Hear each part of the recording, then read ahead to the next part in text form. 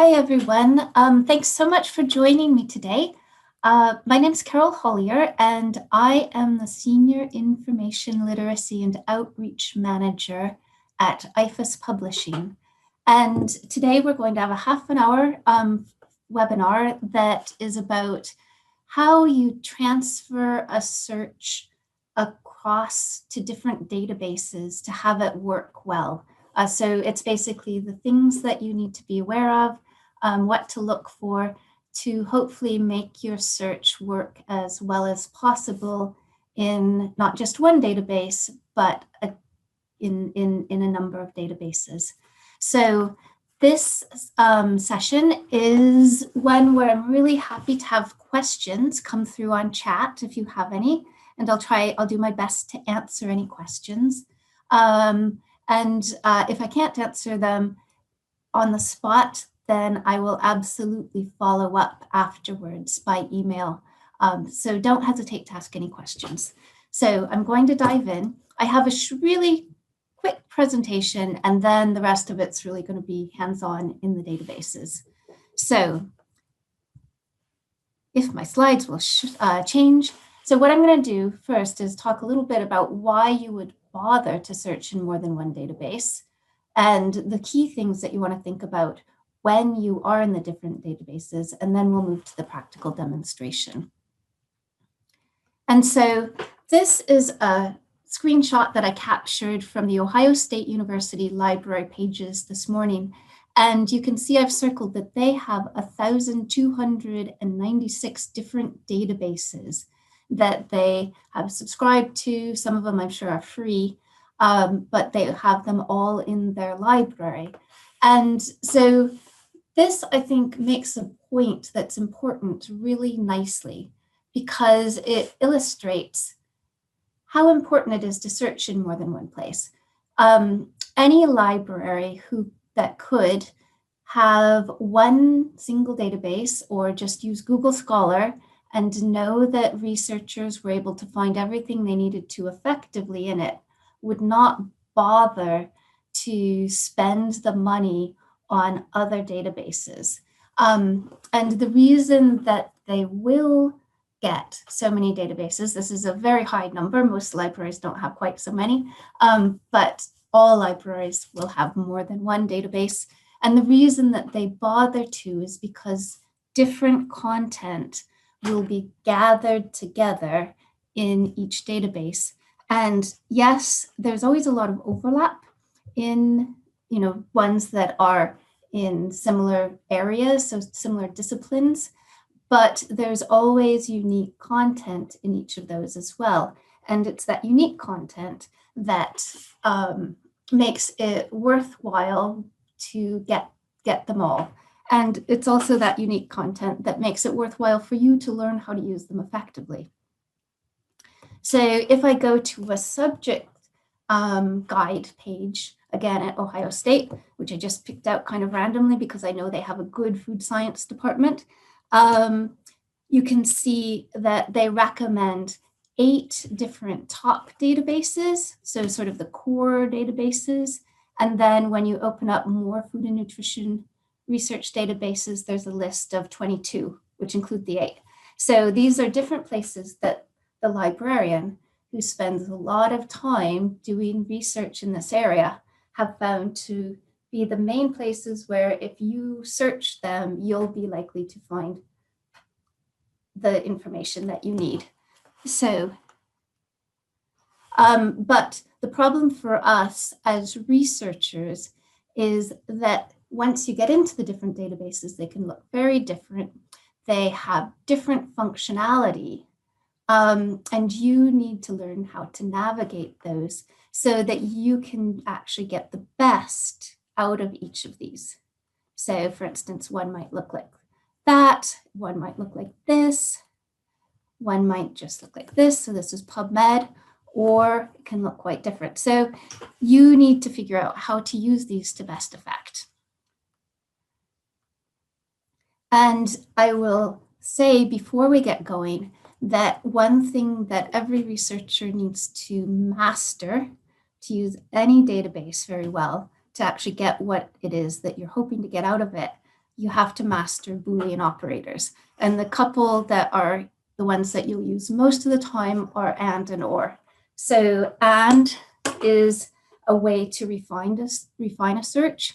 So you can see that I have 3 terms: logistics, fish, packaging, and each circle represents all the records in a database that have each of the words in it. So logistics has a bunch of records, or there's a bunch of records in a database that have the word logistics in it, another bunch that have fish, another bunch that have packaging. And when you connect those terms with an and, you get the little yellow bit in the middle or orange bit in the middle. That's the overlap where actually all 3 of those terms appear in a record. So or is actually working in an opposite direction. Rather than refining a search, it's broadening it, and you can use it to capture different variations on a term that researchers might have used. So, and you can use things that are very, strictly synonyms, or sometimes use things that capture the concept for your purposes, but wouldn't be strictly speaking synonyms. So seafood and seafood, 2 different ways those words are written out, sometimes with a space between the words, sometimes not. And fish isn't, it's like a kind of seafood, so it's a subset of seafood, but it might be something that you wanted to capture in a single search. And you'll notice that down at the bottom, when I've written out fish or seafood, that I've put that inside parentheses. And that's important to be aware of, because that's telling the database that you want these to be grouped together as though they're a single concept. So it's telling the database, do this combination first, and then do another combination. So hopefully that's clear to everyone. And then the next thing I want to say is that any search is an iterative process. So you will start a search with an educated guess, and you will get results back, and you look at those results and you'll see, how is this working? How close is this getting to what it is that I'm hoping to get? You can save the ones that are relevant, but then you'll always refine your search and run it again and look at what you're getting back now and run it again and refine it until you get to a point where you really know that you're getting what it is that you're looking for. And then you have to do the same thing in a different database. It doesn't work to just plop a search over from one database to the next. There will be technical things that you have to change because of the requirements of how the database works. But then there will also be things that you'll want to change because of the scope and focus of the database. So really subject-specific databases allow you to be a little bit broader in your search, whereas if you're using a really broad multidisciplinary database, then you often have to make your search a little bit more specific to not get a bunch of extra stuff that's really not related at all to what you're looking for. And one mistake that I see researchers, even really experienced researchers, make quite often is they come up with a search that works well in a quite broad database like Scopus or the Web of Science Core Collection, where there's a whole lot of different science in there. And then they'll try to transfer it wholesale into FSTA, which is a really specific database focused only on food and health-related nutrition. And because they're making their search more specific, they end up losing results that are in the database that they could have had they not used the search that worked well for Web of Science or for Scopus in this database. So that's another thing that you have to think about. How is this search actually working for the database that I'm in? I'm going to do a search that is one that I've actually seen a published article about, where they did the search and they thought that it showed that FSTA, which is the database that IFAS publishes, didn't have the kind of results that they thought it would.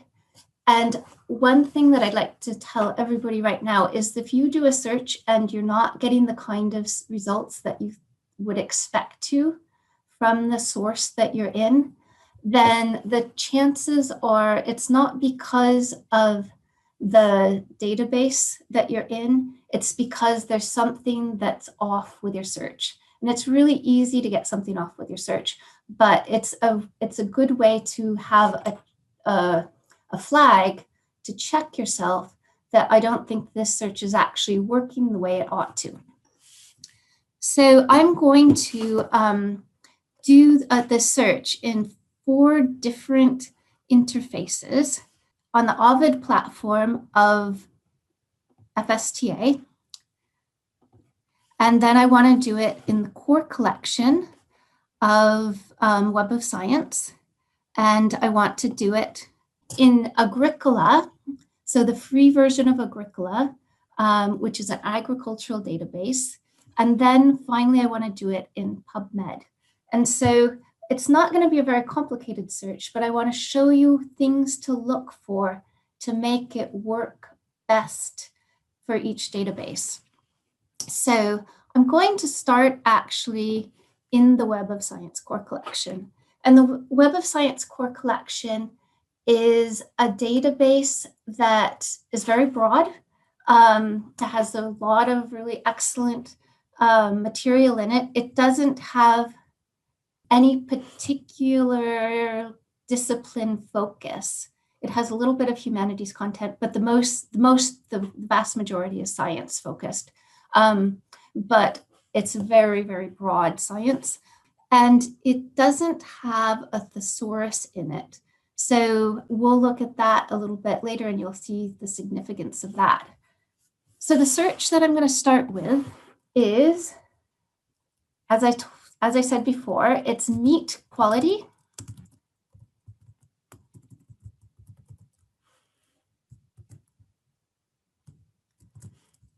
And retail.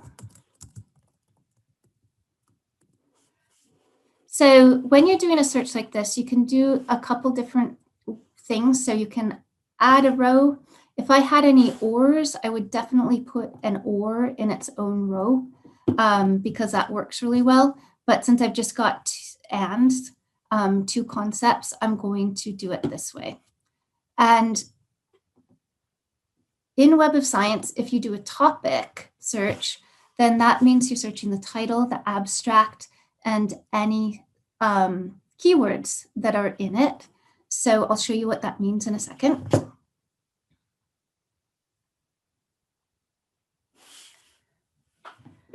So if I open up the top one, I can see right away that I got my phrase meat quality in the title.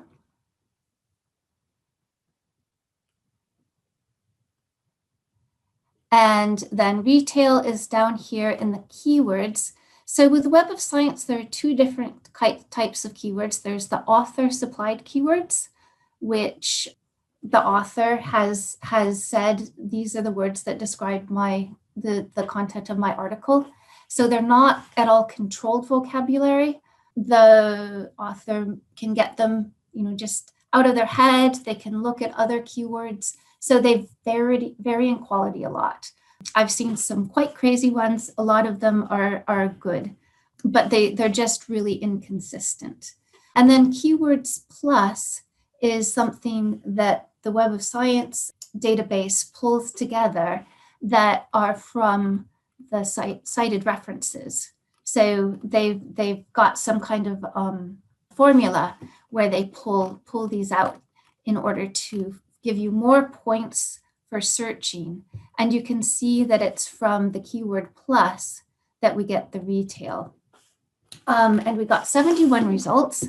So we're going to just leave that there for a second. And now Agricola is an agricultural database. So it comes from the US Department of Agriculture. And so that's its subject focus. And so I'm going to do a basic search there again, just the same one.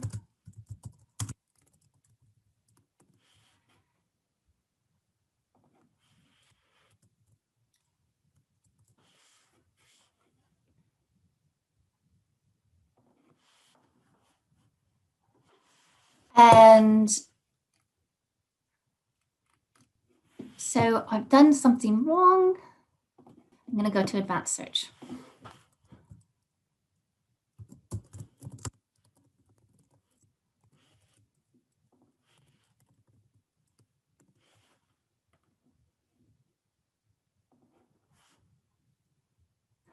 Okay, so here's something that I just found out on the spot. So basic search, it didn't read it. So I needed to go to the advanced search, and you can see that I've got my search here, what I wanted. But one thing that I'm seeing here that I want to point out to you is that meat quality is found as one of the subject headings.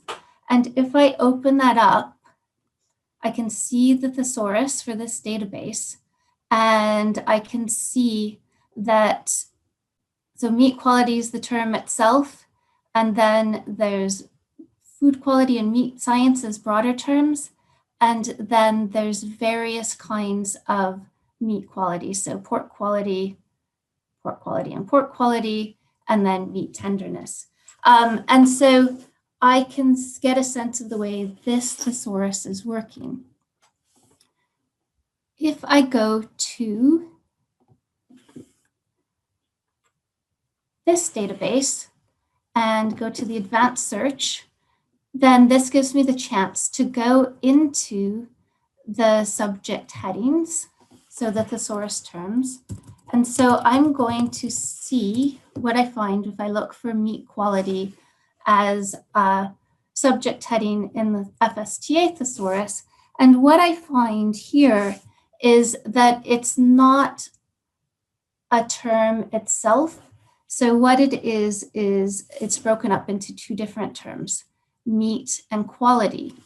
And this is because the database FSTA focuses on food, so it's got hundreds, if not thousands, of different food commodities in it.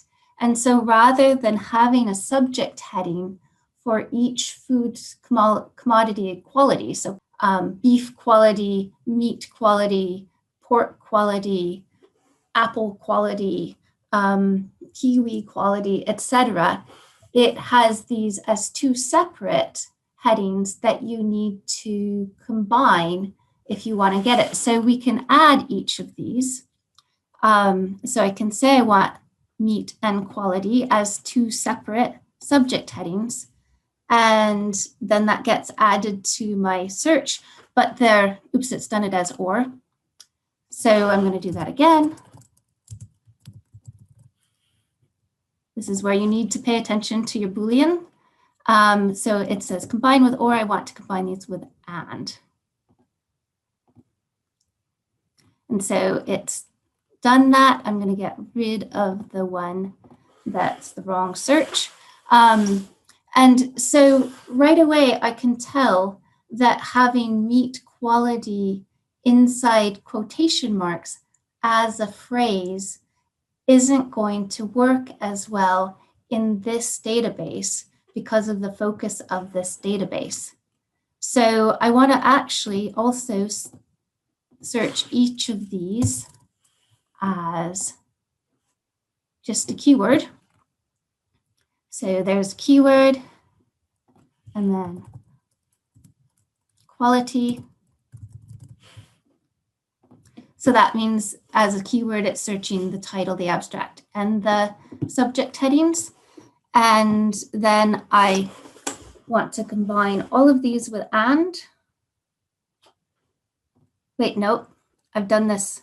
I'm not building a very good search right now because I should have done meat and quality as two separate subject headings. So I'm just going to do these as the keywords right now. So combine with and then add retail. And I'm going to do that as a keyword also. And if I combine those with the and, then I get 1,168 results. Now, if I'd done this as meat quality and retail, I actually am going to do that as two separate searches. So meat quality and retail, combine it that way, I only would have gotten 241 results.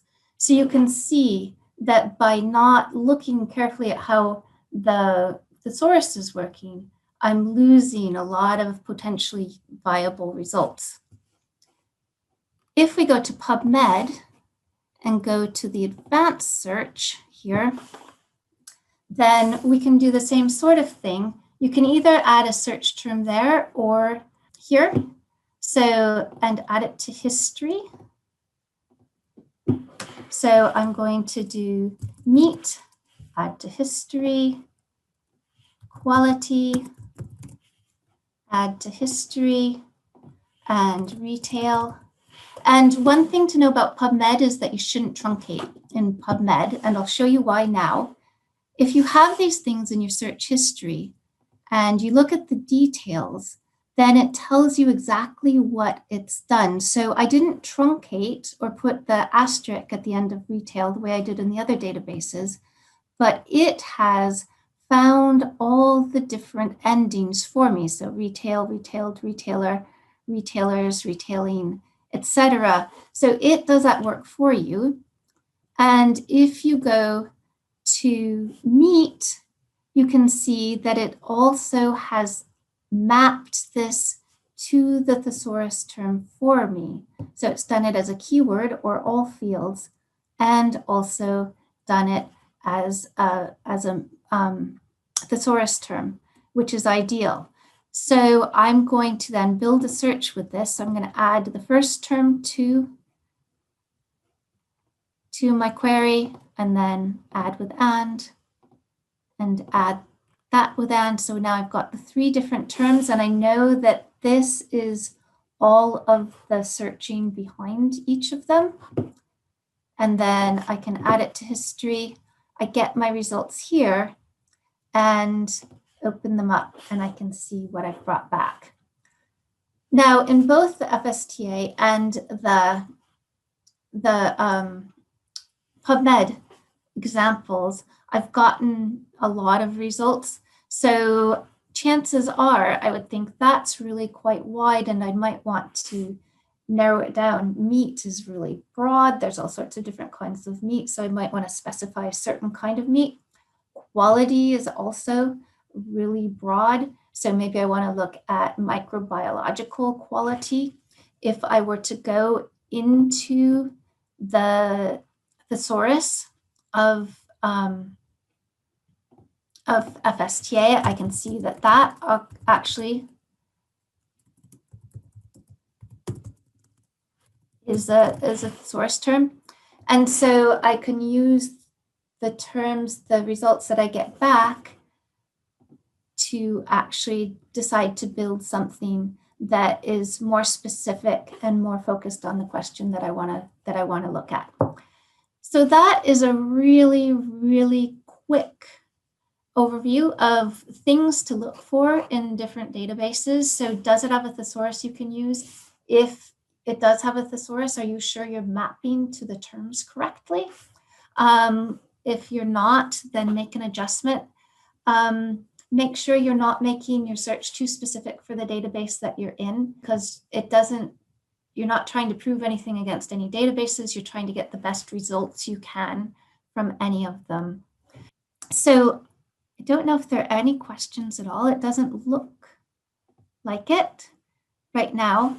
I want to show you a couple of resources if I go to the IFAS website, we do have more support for you. So if you go to our website and go under research and learning and go to effective literature searching, you can see that there's a link to a guide for best practice for literature searching. And so a lot of this is written out for you, including how to build a search strategy. So more information about that. If we go back to IFAS, then you can also see there's a research skills blog where blogs are coming out to support you with particular parts, questions with research. If anybody ever has something they'd like to have addressed, please do email me to let us know, and I'd be more than happy to research it and write up the information, because if one person has a question, more people are bound to have questions. If you're using FSTA and you want to know how to use the version of FSTA that you're in as effectively as possible, then here under FSTA user training, we have resources to support you in using it on any of the platforms that it's available on. We'd really invite you to follow us on any of the social media channels so that you can find out about more information or webinars that we are running. If you have ideas for something particularly be interested in for a webinar, then please do let us know so that we can design one and hold it for you. So in conclusion, thank you very much for coming today. Let me know if you have any questions. I hope this was helpful. I realize it was very quick, but those are some things that are useful to look for. Thank you.